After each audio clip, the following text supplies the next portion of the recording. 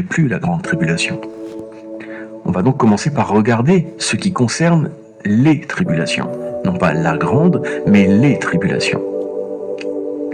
Donc le plus étrange avec la notion de tribulation, c'est qu'en réalité, les croyants ne se demandent pas réellement ce que c'est. Dans la majeure partie des cas, ils veulent qu'on leur dise qu'ils ne la vivront pas et qu'ils seront enlevés avant. Mais si on venait à les interroger, la plupart seraient bien incapables de dire en quoi ça consiste. Donc, une tribulation, de par la signification du terme, est une forte pression qui est mise sur quelqu'un. Rien ne nous spécifie qu'elles doivent obligatoirement prendre une forme précise. Ainsi, ce qui représente une pression pour les uns ne l'est pas nécessairement pour les autres. En fonction des cultures, les choses peuvent varier. Cette distinction est importante à comprendre parce qu'elle prendra toute sa dimension lorsqu'on en viendra à parler de la grande tribulation. Un des éléments qui, cependant, est toujours présent, que nous soyons en présence de la grande tribulation ou de celle qui jalonne notre vie, c'est que, bien qu'étant exposé à la même chose qu'une autre personne, cette autre personne peut vivre une tribulation et pas l'autre. La tribulation peut avoir des conséquences physiques, mais la constante est que pour la personne qui la vit, cela doit être moralement oppressant. Bien qu'on ne le réalise pas souvent, il y a une constante dans le récit de la fin des temps, celle du passage du pluriel au singulier, pour de très nombreuses notions. Qu'il s'agisse des tremblements de terre, des faux prophètes, des esprits de l'antéchrist, des bêtes de la terre, ainsi que de nombreuses autres notions de ce type. Il y en a vraiment un grand nombre. Elles passent soudainement du pluriel au singulier. On découvre alors le grand tremblement de terre, le faux prophète, l'antéchrist, la bête. En devenant la grande tribulation, les tribulations ne sont donc pas une exception. Cependant, il faut réaliser que les tribulations font partie du quotidien du croyant. Jésus nous en parle non pas comme d'une chose terrible qui arrivera un jour, mais comme quelque chose de commun qu'il faut simplement apprendre à gérer. Qu'il nous en parle dans le 13e chapitre de l'Évangile selon Matthieu, en nous disant « Mais il n'a pas de racine en lui-même », il manque de persistance, et dès que survient une tribulation ou une persécution à cause de la parole, il y trouve une occasion de chute. Ou qu'il nous en parle dans l'Évangile selon Jean, au chapitre 16, où il nous dit « Je vous ai dit ces choses afin que vous ayez la paix en moi.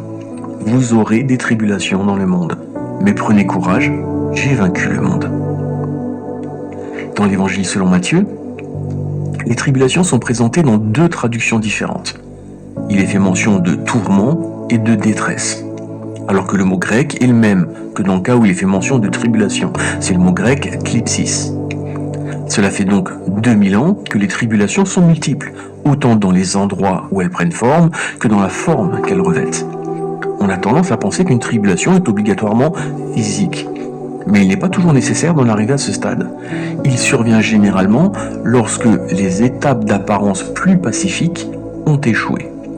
C'est pour cette raison qu'en évaluant l'éventualité d'une tribulation mondiale, en regardant la société dans laquelle on vit, on en vient immanquablement à commettre une erreur. On se regarde le nombril et on en conclut que, n'étant pas emprisonné pour nos croyances, alors la tribulation n'a pas commencé. Pourtant, le nom de Jésus est censuré dans nos médias, à l'exception des fois où il s'agit de l'insulter, de faire des mauvaises blagues ou de mentir à son sujet.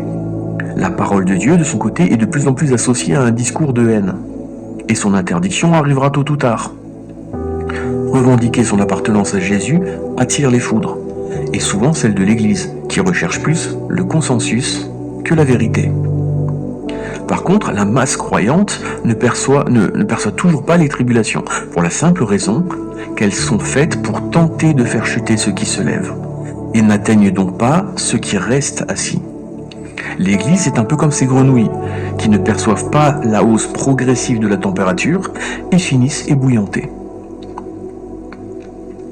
Dans de très nombreux cas, les croyants sont assis sur des certitudes qui ne sont pas fondées. Un amalgame particulier est venu s'installer dans ce flou global de la compréhension de la parole de Dieu. Pour nombre de croyants, l'utilisation des termes tribulation et persécution se fait sans distinction.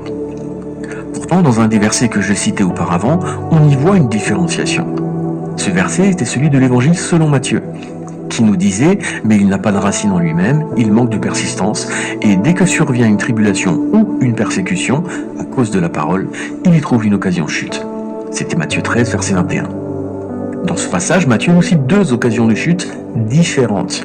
La première est une tribulation, la deuxième est une persécution à cause de la parole. Ce qui nous montre clairement que ce sont deux choses différentes. Ça ne signifie pas qu'ils ne peuvent pas coexister, mais ce sont deux choses différentes. Pour mieux comprendre ce qu'est une tribulation, il convient de faire ce que toute personne fait lorsqu'elle ne connaît pas le sens exact d'un mot. Donc en chercher la définition. Et dans notre cas, on va regarder sa signification étymologique.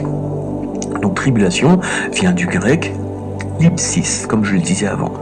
Et ça se traduit généralement par une pression ou une oppression. Ça peut également être traduit par affliction, tribulation ou détresse.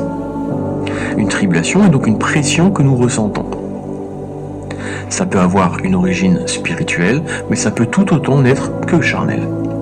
Les tribulations sont nombreuses. Nous en traversons en permanence et nous ne traversons pas forcément les mêmes en même temps. Le livre des Actes des Apôtres, on nous dit même que Joseph, en Égypte, en avait eu de très nombreuses. Dans Acte 7, verset 10, il nous est transmis « Mais Dieu fut avec lui », parlant évidemment de Joseph, et le délivra de toutes ses tribulations. Il lui donna de la sagesse et lui fit trouver grâce devant Pharaon, roi d'Égypte, qu'il établit gouverneur d'Égypte, et de toute sa maison. Néanmoins, Joseph était la victime de tribulations. Ça n'est pas nouveau, tout le monde en vit constamment. Certains en vivent des particulières, et d'autres sont plus généralisées.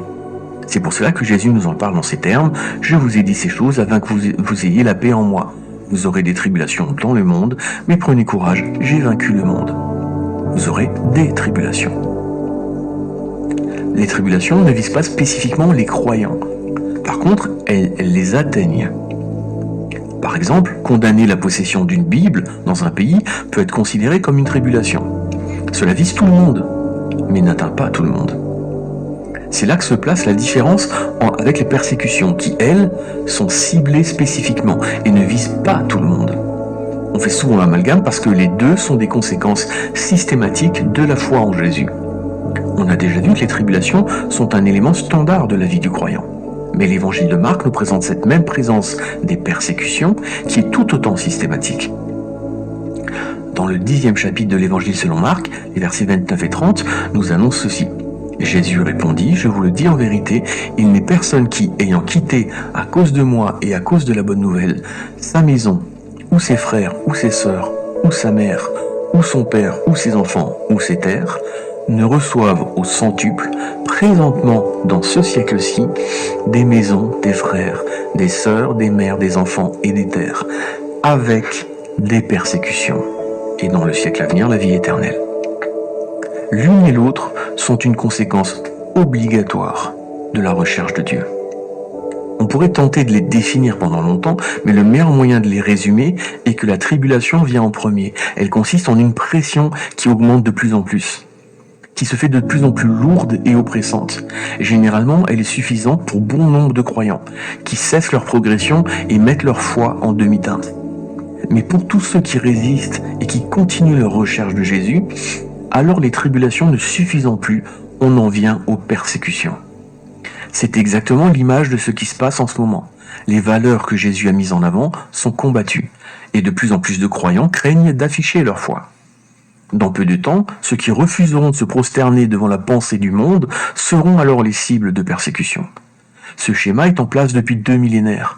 Et si nous n'en sommes pas encore là dans certains pays, il faut comprendre que d'autres y sont depuis longtemps. Ce sont les tribulations et les persécutions au pluriel, dont les apôtres de Jésus étaient déjà les cibles à leur époque.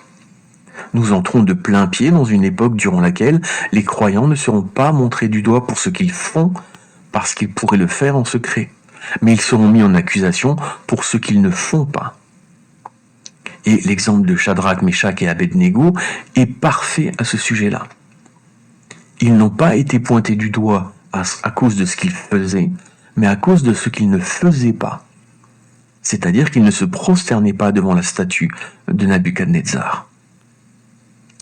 Cela fait que discuter en détail des tribulations diverses n'a pas